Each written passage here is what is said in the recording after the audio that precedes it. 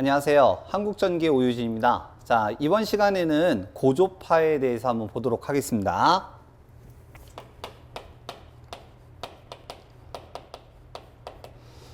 자, 우리가 파형을 가지고 이제 얘기할 때 이 고조파에 대한 관련된 내용들이 상당히 이제 많이 나오는데요. 여러분들이 이제 여기에서 좀 구별을 좀 하셔야 되는 것들이 있습니다. 자, 우리가 교류를 맨 처음에 시작할 때 파형을 가지고 이제 얘기를 했는데요. 자, 요게 이제 가로축이 이제 시간 기준이죠. 시간 기준으로 이제 얘기할 때 이때 원을 따라서 요렇게 나오는 파형을 우리는 정연파라고 이제 불렀어요. 그리고 이제 정연파 가장 기본이 되는 파형이다라고 해서 기본파 여기다 적을까요? 정연파 이제 요렇게 이제 불렀고 요 플러스와 마이너스는 면적이 이제 같다. 그래서 이제 같은 파형이다라고 해서 같은 면적의 값을 갖는다라고 해서 이거를 대칭파라고도 이제 불렀습니다. 그리고 0에서부터 요렇게 한 번 온 거를 우리는 주기라고 불렀죠. 주기. 그러면 요렇게 한 번 온 것은 얘가 원을 가지고 이제 얘기할 때 한 바퀴 회전한 거와 같다. 그림이 조금 좀 삐딱하네요. 감안하시고 한 바퀴 회전한 거와 같다. 그래서 여기와 여기는 같고 여기와 여기는 최대값이 같다. 이렇게 얘기를 했었어요. 자, 그러면 이제 우리가 사용하는 건 주파수는 60Hz라고 이제 얘기를 했는데 우리가 초반부에는 뭐라고 얘기를 했냐면 60Hz는 0에서부터 요렇게 한 주기를 기준으로 할 때 1초죠. 1초를 기준으로 할 때 이러한 파형이 60개가 나오는 거를 60Hz라고 했어요. 근데 우리는 파형을 가지고 이제 원래 해석을 할 때는 요렇게 가는 파형 하나 가고 그리고 요러한 파형이 가고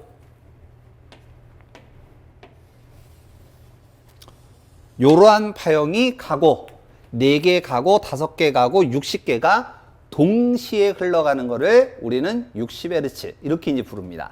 나중에 우리가 4장에서 이 파형을 가지고 비정연파라는 것을 해석을 할 거예요.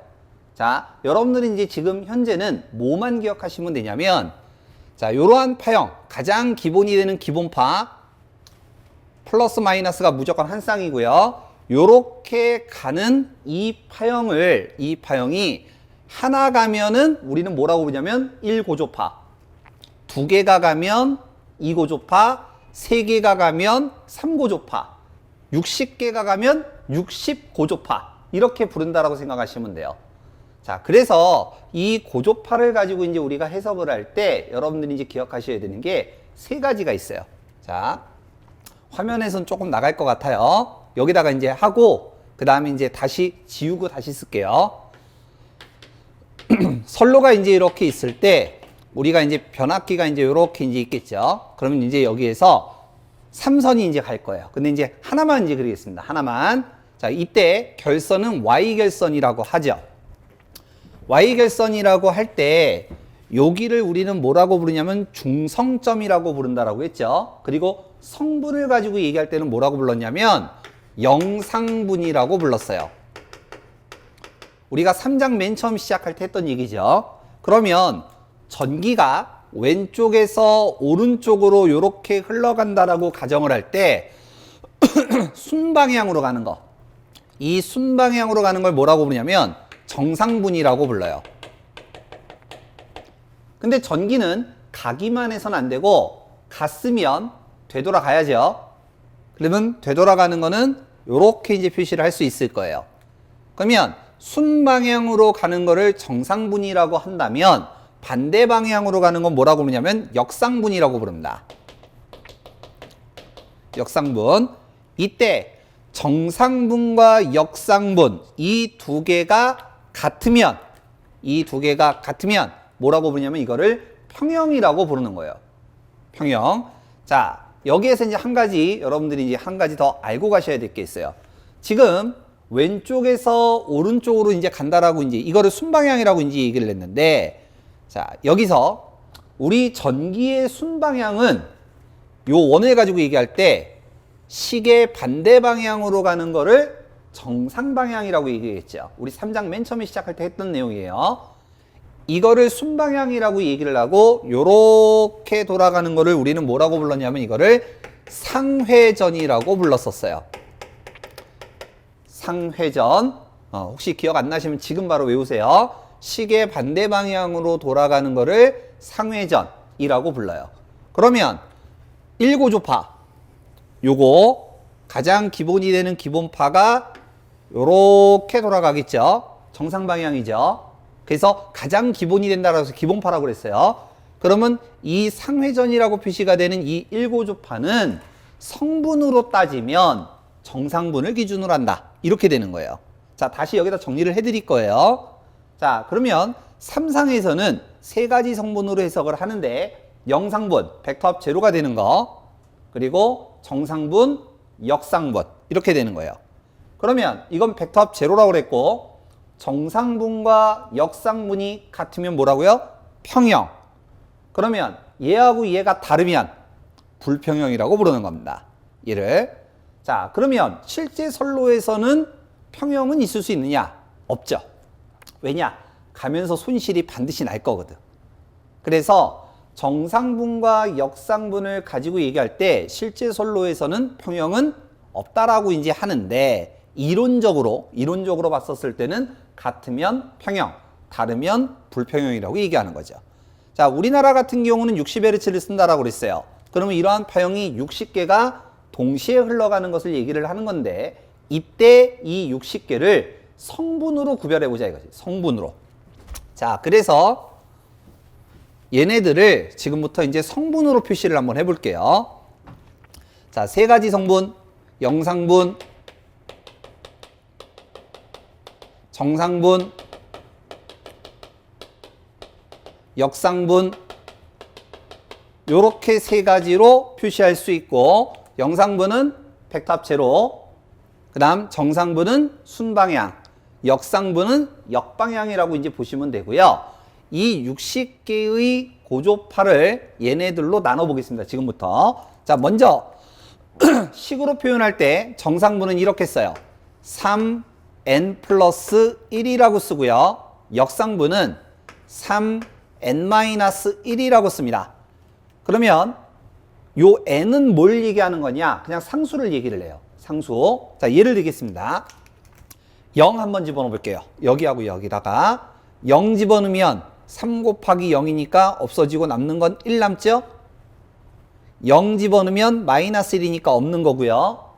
1 넣으면 4, 1 넣으면 2, 2 집어넣으면 7, 2 집어넣으면 601이니까 5, 3 집어넣으면 10, 3 집어넣으면 8, 4 넣으면 13, 여기다가 4 집어넣으면 12에다가 1이니까 11. 이런 식으로 가게 되는 거죠. 즉 1, 4, 7, 10, 13 요렇게 가는 이제 고조파는 정상분이고 2, 5, 8 요렇게 가는 건 역상분이다 라고 얘기하는 거예요. 자, 이때 1, 2 그 다음에 지금 없는 숫자 뭐 있어요? 3, 4, 5, 6, 7, 8, 9 요렇게 이제 가는 거는 영상분, 성분이다 이렇게 얘기하는 거죠. 자, 참고, 암기할 때 참고. 가장 기본은 1고조파예요. 기본파. 그래서 정상분 놓고요. 플러스 3, 플러스 3, 플러스 3. 1, 그 다음에 2, 플러스 3, 플러스 3, 플러스 3. 이렇게 가는 거죠. 그리고 여기 없는 거, 영상분. 이렇게 가는 거죠. 왜 우리 게임 중에 그거 있죠? 369, 369, 369, 369. 그럼 이제 여러분들은 시험 끝날 때까지는 영상분 이렇게 이제 외우시면 됩니다. 그래서 요렇게 이제 가는 거를 고조파라고 이제 하는 거죠. 자, 여러분들이 이제 여기에서 한 가지 구별하셔야 되는 게 이제 뭐가 있냐면 이런 거예요. 예를 들어 2고조파를 한번 예를 들어보죠. 자, 한 주기를 기준으로 2고조파는 파형이 이제 두 개가 이렇게 이제 나오겠죠? 그러면 그림은 좀 삐딱하지만 여기는 플러스, 여기는 마이너스, 플러스, 마이너스. 무조건 파형은 플러스, 마이너스 한 쌍을 기준으로 합니다. 그러면 이 값과 이 값이 같고 이 값과 이 값이 같으니까 이 두 개의 파형은 벡터 합 제로가 되겠죠. 즉 짝수파의 경우는 벡터 합 제로 형태로 나타나기 때문에 기기에 어떠한 영향을 주지 않아요. 즉 짝수파는 별로 신경 안 써도 된다. 짝수파는 신경 안 써도 된다.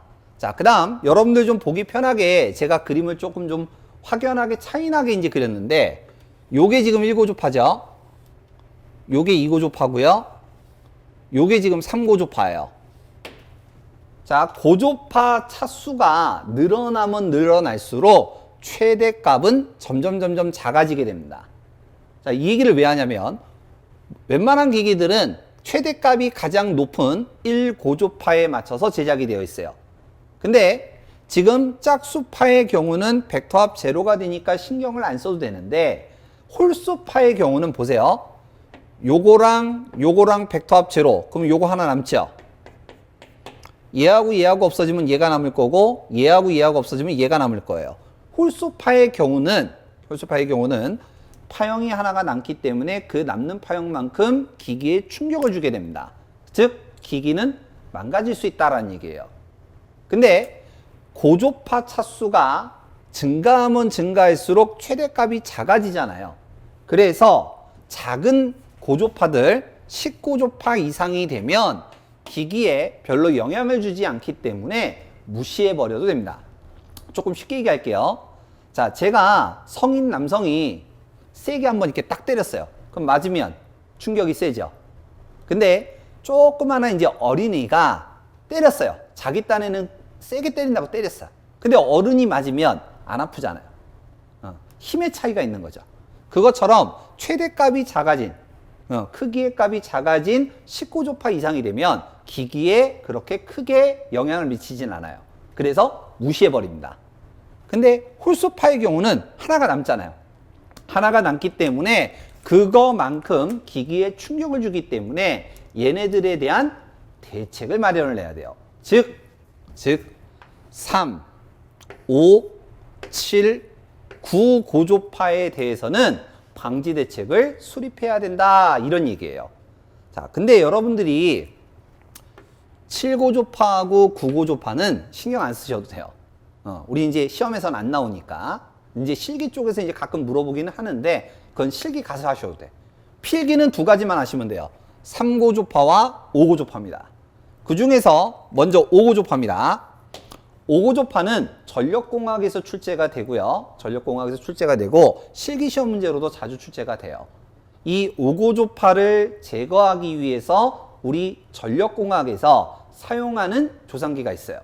그게 이제 뭐냐면 직렬 리액터라고 하는 조상기입니다.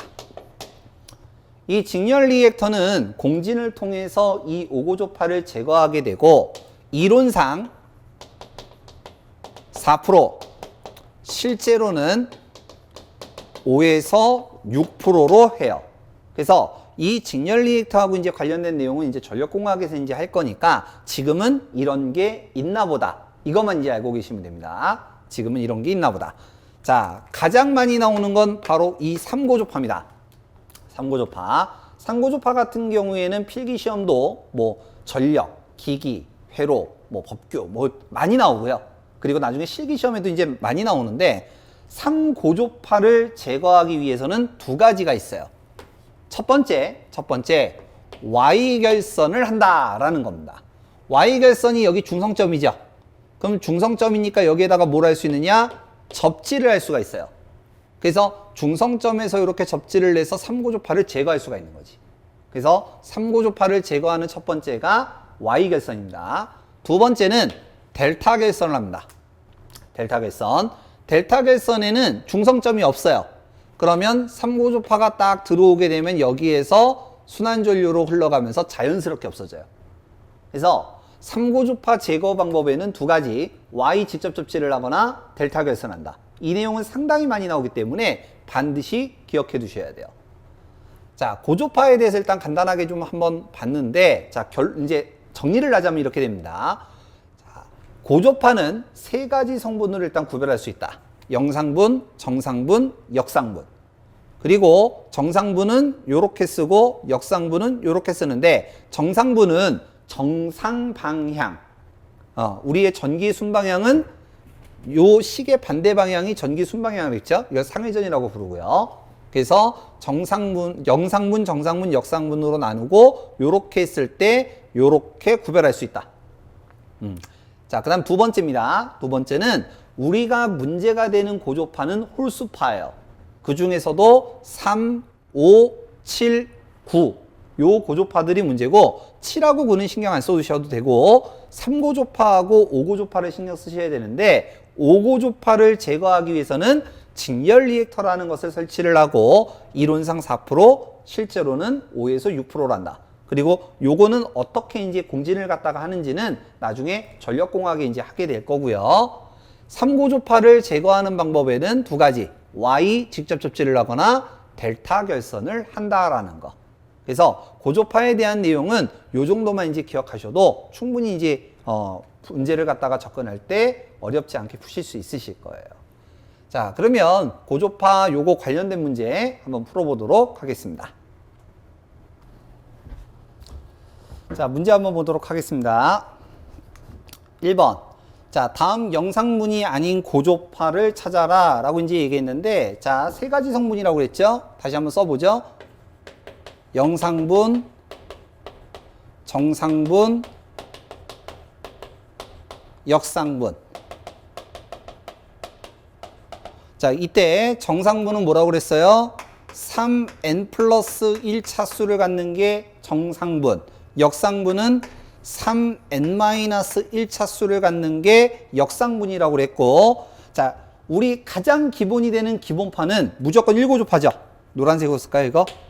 가장 기본이 되는 거. 그리고 방향은 시계 반대 방향. 전기 순방향이 시계 반대 방향이라고 했어요. 이거를 상회전이라고 이제 얘기했고, 요거를 굳이 여기다가 상수를 갖다가 넣으면 1, 4, 7, 10 이런 식으로 간다고 했죠. 플러스 3, 플러스 3, 플러스 3.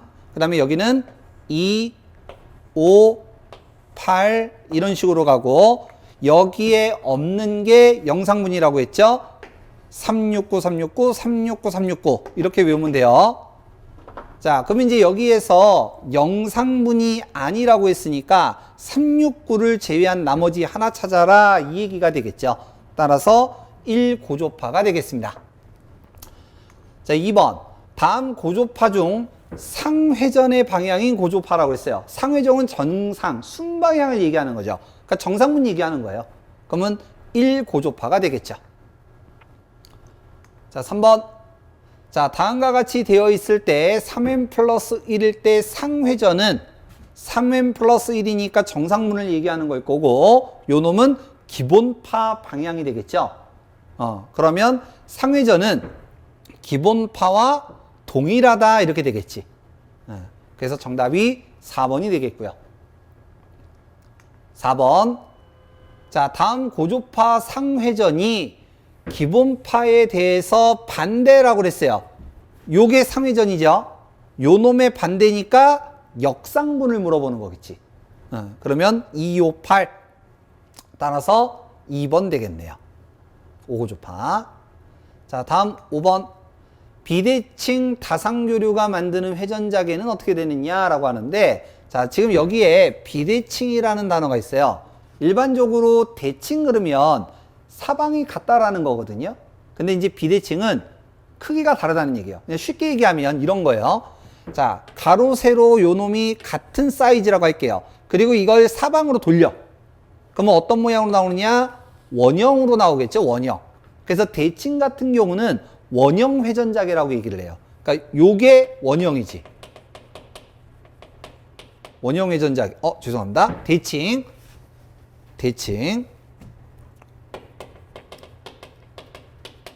요렇게 되는데 지금 비대칭이잖아요. 그러니까 비대칭은 쉽게 얘기하면 한쪽은 길고 한쪽은 짧다라는 얘기예요. 그럼 이제 이걸 회전을 갖다가 시키면은 요러한 타원형의 이제 형태로 이제 나타나겠지. 럭비 모양처럼. 그래서 정답이 2번 타원 회전자계가 됩니다. 자, 그래서 고조파 관련된 문제 그냥 간단하게 5문제 정도로 이제 풀어봤고요.